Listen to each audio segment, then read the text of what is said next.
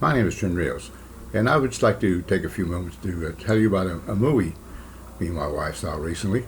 Give you a quick review of this movie. Now, the name of the movie is The Shack.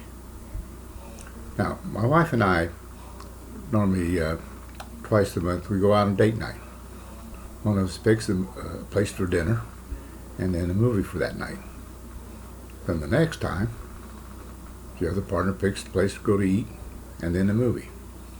Now, the time before last, I picked to go eat at the Red Lobster and go see the movie Star Wars. Oh, I love Star Wars. But my wife doesn't like seafood, so we went to the Red Lobster. She had the steak. And we went to see the movie Star Wars.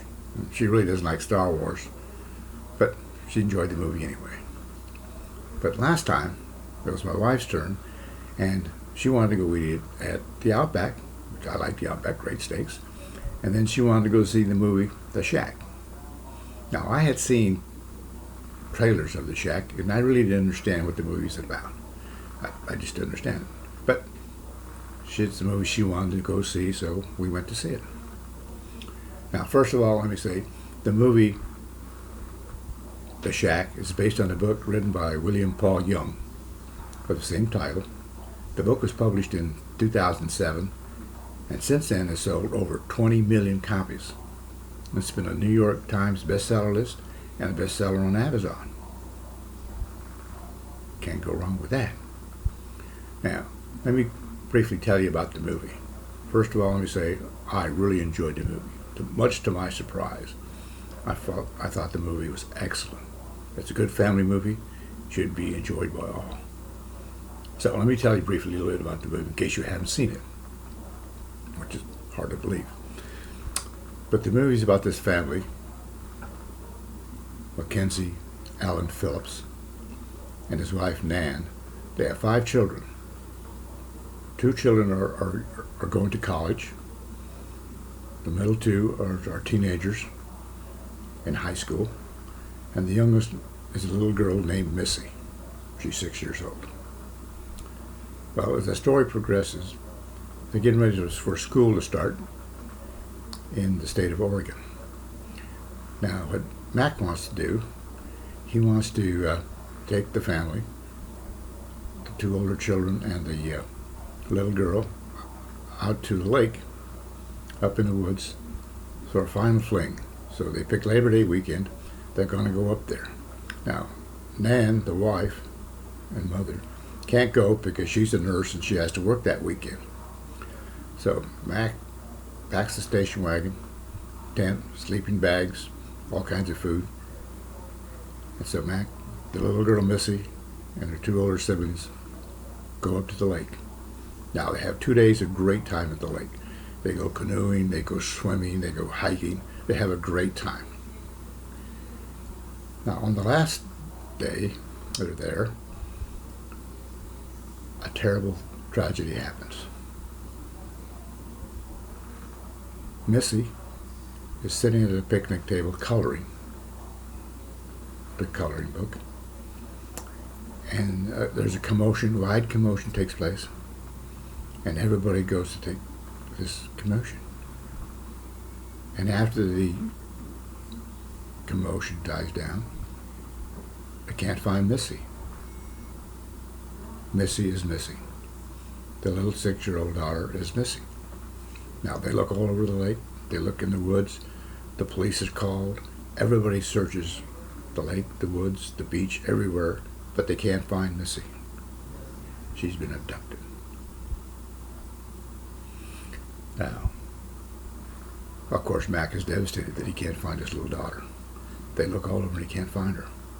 He calls his wife, tells her the problem. The wife is going to start heading up to the lake by a friend's going to drive her. So they still can't find Missy. The next day, the police, searching the woods, they find this little shack out in the middle of the woods, out in the middle of nowhere. And in this shack, they find a red dress that's blood-soaked, laying by the fireplace. The police call Mac. They want him to identify the dress. He comes up, he sees the dress, and he's devastated. He's devastated at the fact that somebody has abducted his daughter and it looks like they murdered her. Well, the police and continue to search the woods trying to find the body. They never do find the body. Missy is missing. Of course, the family is devastated, especially Mac, on the fact of losing his little girl. And he blames himself. He goes to the blame game. He says, what if I had not taken the kids up to the lake? What if we'd stayed home? What if I had not let Missy stay at that table by herself? He blames himself. And he goes into a great depression. He calls it the Great Silence. He withdraws into himself. He just can't communicate with anybody. He withdraws. He loses his faith. He used to go to church every Sunday, and he stops doing that. He starts blaming God. Well, time passes. 4 years later, it's late winter, and snow on the ground, and Mac happens to go by his mailbox.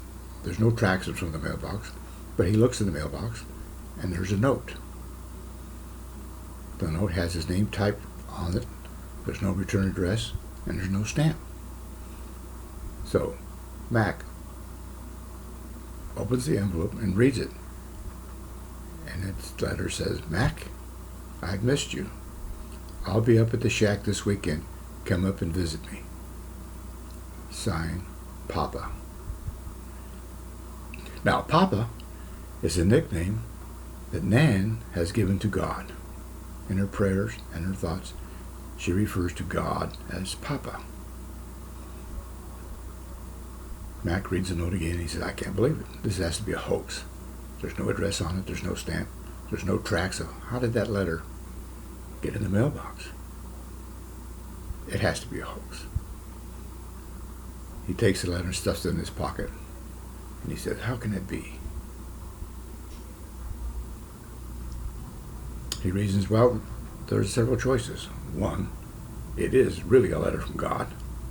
Or two, it's a cruel hoax from somebody. Or three, it could be a note from the person that abducted Missy and wants to get Mac up at the shack so she can take care of Mac.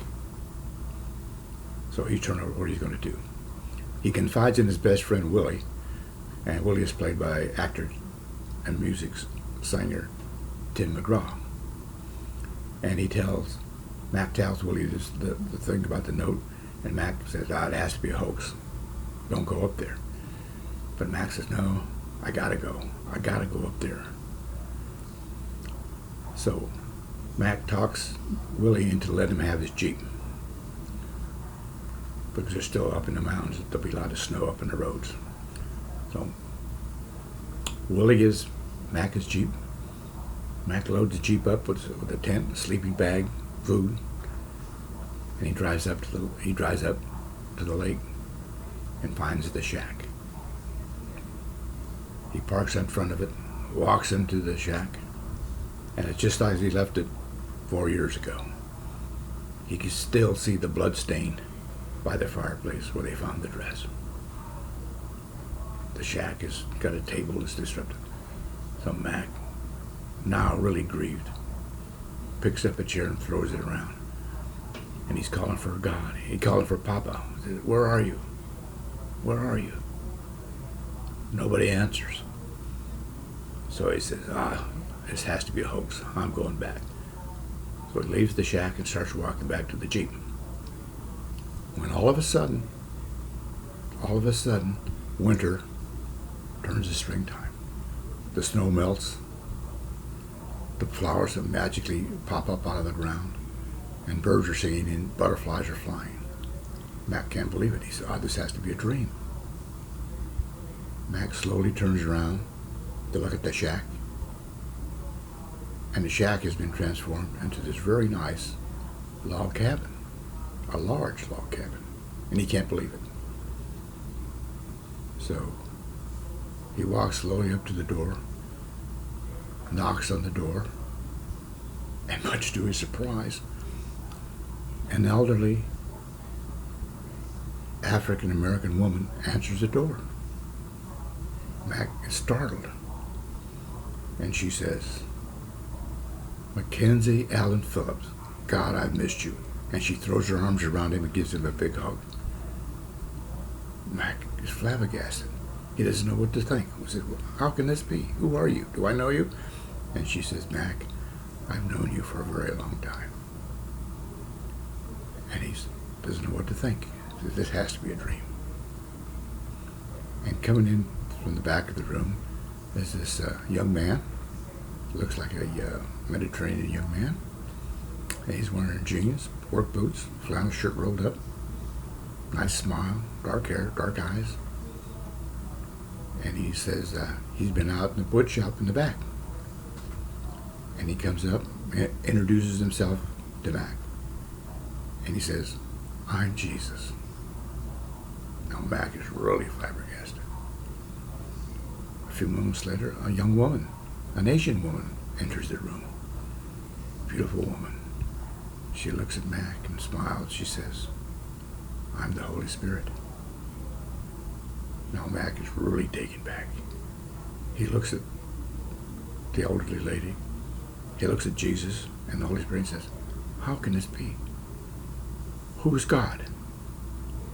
And all three at the same time say, "I am." Now, Mac is really flabbergasted now. He says, "How can this be? This can't be real." And Papa, the elderly African-American woman, says, "Call me Papa." And Mac says, "It's very hard for me to look at a woman and call her Papa." And she just smiles and says, "Call me anything you like, but Papa's fine." Now, in the course of the weekend, Mac spends time with each of the persons individually, with God, with Papa, with Jesus, and the Holy Spirit, asking them questions, trying to find out, what's going on. When he's finally alone with Papa, he asked, "God, why are you doing this to me? What have I done wrong? Why are you prosecuting Missy?" Then he asked the question that's been asked by man for hundreds of years. If you're an all-loving, knowing God, why do you let bad things happen to good people? Why did you take Missy? God, if you're an all-loving, knowing, caring God, why do you let evil exist in the world? Papa looks at Mac and she says, "I love you. I always have loved you." And in the course of the rest of the stay of that weekend, God sits with Mac and answers all his questions, bringing faith back into Mac and in his great silence. Now, I enjoyed the movie immensely. I laughed in the movie, I cried in the movie, and I enjoyed the movie so much. The following week I went out and bought the book, The Shack. Great movie, highly recommended.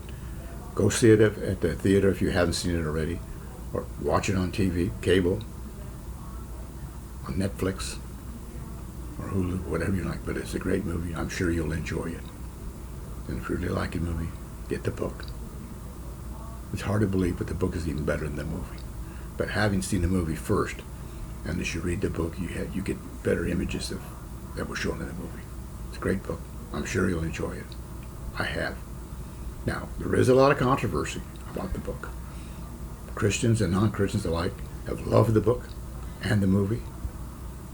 And Christians and non-Christians alike have hated that movie, thought it was horrible, and hated the book.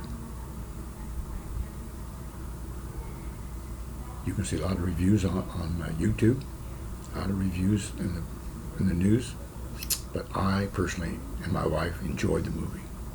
It's good for the whole family. Bring your faith back in God, that there is a God, and He is a loving God and a caring God. go see the movie. You'll enjoy it. Take care. God bless. Bye.